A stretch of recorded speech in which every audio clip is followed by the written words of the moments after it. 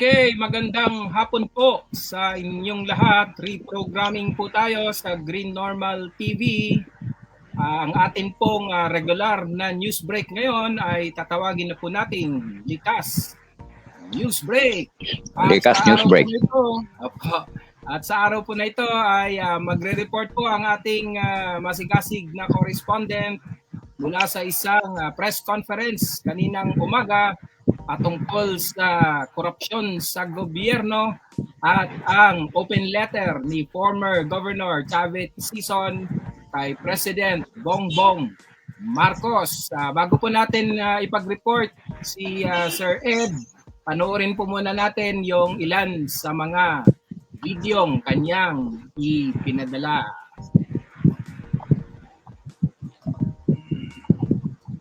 Okay, so at this point, we will now give the floor to the Honorable Governor Chavit Singson. Maraming salamat po sa inyo lahat. Masaya ako nakarating dito sa Pandesal Forum. Nagpagawa na rin ako pandesal sa bahay.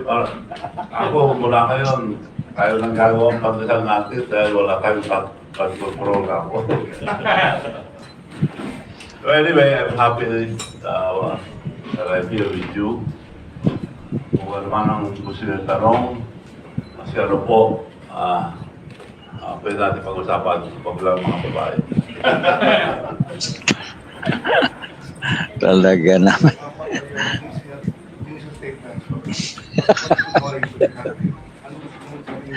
Okay, ito po ay hiwalay na video. And let the questions be brief and to the point. Okay, so at this point, we will now give the floor to the Honorable Governor Chavit Singson. Pareho yan, pareho. Pareho lang, no? Isa lang ito. Panoorin natin yung isang panayam sa kanya.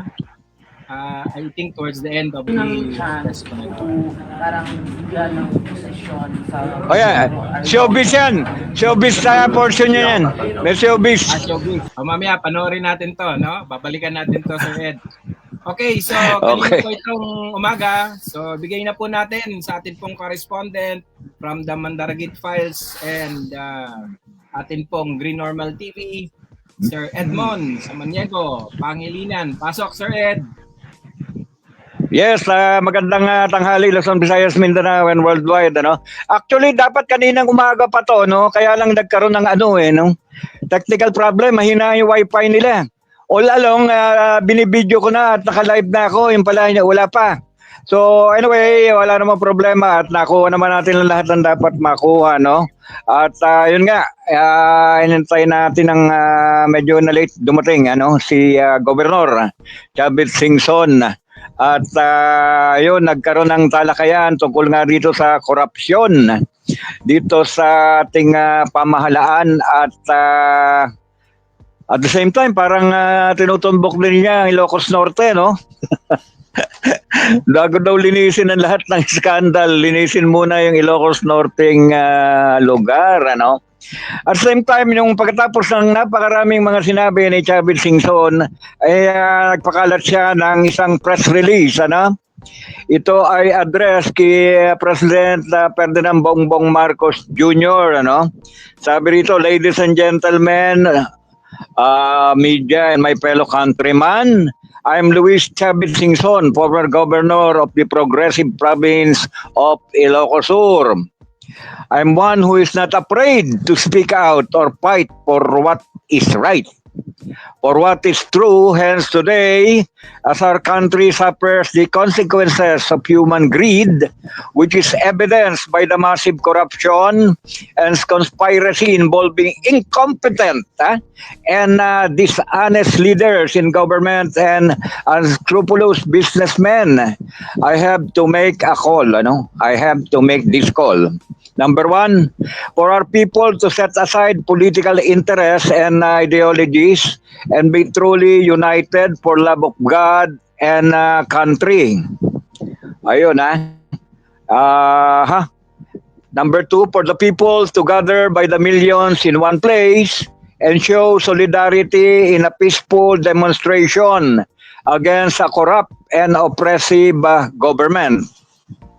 Number three, for the Filipino youth who make up the majority of the population to take the lead in this urgent call for transparency, justice, and change. For all sectors of our society, number 4, for all sectors of our society, including the military and the police, who have been sworn to uphold the Constitution and protect the people, to support the call of the Filipino youth. Number 5, for the President Ferdinand Marcos Jr. to do what is legally and morally right by allowing instead of hindering the judicial process to investigate, convict, and punish all the guilty for the crimes of corruption and the betrayal of public trust. Ayun. So if the President cannot or will not do this, then the President should have the decency and courage to resign and step down. At least could be the best legacy he can leave behind, sacrificing his presidency for the good of the republic he had solemnly sworn to serve. Please take this advice, Mr. President, for your sake and for the sake of your people. Thank you. God bless Philippines. Reference to, no? Si moderator Rod Conyejo, yung dating GMA reporter to, no? At napakagaling na journalist, ano? So, on the part 2 naman nito, meron din siyang showbiz, ano? Si Chavit Singson ay in-interview ng mga showbiz media. Kasi alam mo naman to, mga producer to, no? Si Chavit Singson, ano? In fact, na lumabas na ako sa pelikula nito, yung Chavit Singson story, a role ko ron, general, nung panahon ni Marcos, ano. So, nakakatuwa, no? Plus, mga kinuwento rin niya yung mga panloloko. Mga panlolokong ginawa ng mga, yes. Go ahead, Jed. Yes, yung mga nanloko sa kanya, na isang, direktor, humingi ng 18 million pesos. Sabi, ito'y para sa kapakanan ng mga pamilya ng mga kapulisan at para umangat yung buhay at standard ng decency ng kanilang pamilya. Yun. Biglang nag-disappear ang 18 million pesos. Grabe. So, anyway, pinagpa sa Diyos na lang naman niya yung mga lahat at mag-focus na lang daw siya sa mga good side of everything at focus tayo dito sa korupsyon at yan ang ginagawa niya. Sa isang report ko naman, yung kahapon, very successful yung Thanksgiving ni ASEC ng LTO dati, no? Ng Land Transportation Office na Chief of LTO na si ASEC Bigor Mendoza II at ngayon ay siya na ang LTFRB chairman, ano? At nagparoon siya ng pasasalamat sa mga media nung panahon niya bilang LTO chief at napakaganda ng nangyari kagabi, no? Ang daming raffle, umaabot 10,000, may 5,000, may 2,000, may 1,000. Yun ang pinakamababa. Unfortunately, ni Singkong Doleng, hindi ako natawag. Anyway, bawi na lang siguro. At maraming salamat, Sir, Chairman ng LTFRB. At yun ang nangyari. Ayan, good luck. Sir Ed, bago kayo magpaalam ay panoorin natin tong panayam sa kanya ng mga nasa showbiz reporters. Paano kumusta po ang relasyon niyo ni Senator Amy Marcos? Matapos po kayong magsalita sa nakarang press con niyo kung saan sinabi niyo na hindi magiging pangulo si BBM o hindi dahil sa inyo. Nag-usap kami ni Ivy 3 days ago at naalala namin lahat ng nangyari. Ako, kasalanan mo, ikaw nagkikita sa akin sa suportan si BBM. Hindi mo alam ganito mangyayari. Talaga, si Ivy na ang nagkikita na nagkikita sa akin para siguro. Pero hindi ko maintindihan paano kung bakit ganito nangyayari sa akin. Para bang tayo nag-go-to, bakumahin. So, pero okay lang yun. Hindi naman kami nalilingil. Pero wag naman kami parusapa. Nararamdaman niyo po ba na hopeless na si Senator Amy na usap at mapabago yung isip ng kapatid niya? sabi ni Maharlika, bakit? Hindi ko lang mabago yun. Kung bakit isang tao, mayroon. Ano po, pakiulit lang po, Manong, baka po ano. Sabi ni Maharlika, Ate Marika. bangag. Ang Uy, Maharlika. Pero kayo po ba naniniwala? naniniwala ako dahil may mga barkada siya na Nakilala niyo. kilala ko eh. Talagang ano na yun. Manong Chavi, anong masasabi nyo na may mga senador, na mga artista rin sa Jingoy, nila nasasabi ngayon dito? Paano nila malilinis sa kanilang pangalan kung nakasakali? Next question. Ano kaya yung mga matutulungan, magbibigyan ng advice? Tama na yun sa Ay, nako. Ayaw ko sumasaw sa iba. So, focus lang tayo na nawawala na attention. Doon sila happy. Pagka ilan mo isang tao, ayan, yan. Hanggang makalimutan natin sila. Reversionary tactic. So, we should focus now on the biggest graft and corruption na nangyari that goes private tayo. So, focus tayo dyan. Sabi niyo po kanina, marami pa kayong alam. Willing po ba kayo na umupuri sa Senate hearing? Atin kayo. Oo, kung mag-impita sila. Itong kumuha ko, sinara na nila eh. Wala na raw flood control. Wala na. Sinara. Hindi pa nga na, sorry. Close ang ano. Ang investigasyon ng flood control.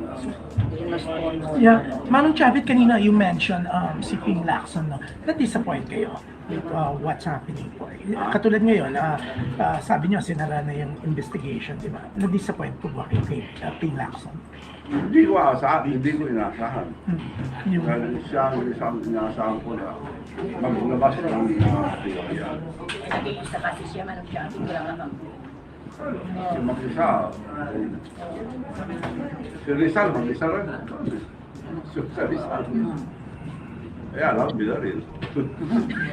Manong Chavi, Sir Ed, hindi naman pala showbiz. Politika pa rin ang laman ng... Puruti ka pa rin. Hindi, meron din binanggit.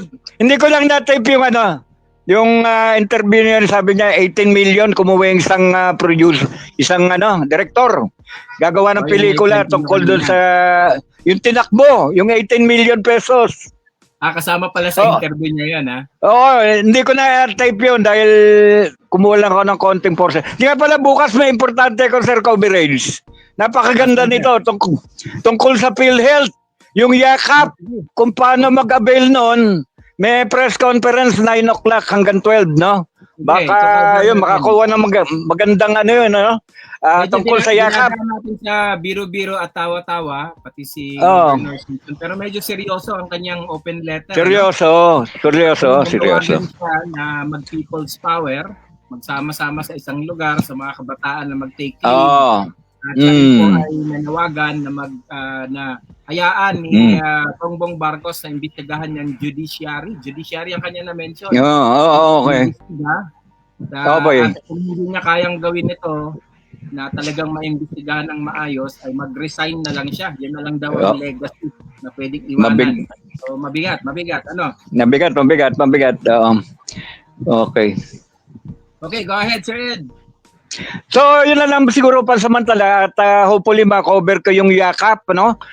PhilHealth yakap, mapakaganda nun at makakunang nag-aabil yata ng mga gamot yun, lalo na yung mga senior citizens at yung mga nangangailangang mahihirap. At hopefully ma-cover ko bukas. Yun lang, sir. Maraming salamat, Sir Ed. At sa ngalan po ng Green Normal TV at sa Mandaragit at Birit Pilipinas, Mandaragit Files at Birit Pilipinas na programa ni Sir Ed na muling babalik sa Green Normal TV, no? Very soon this week. Ay maraming salamat, Sir Ed, sa iyong report. At sa muli po nating pagbabalik dito po sa ating regular na likas news break. Magandang hapon po sa inyong lahat.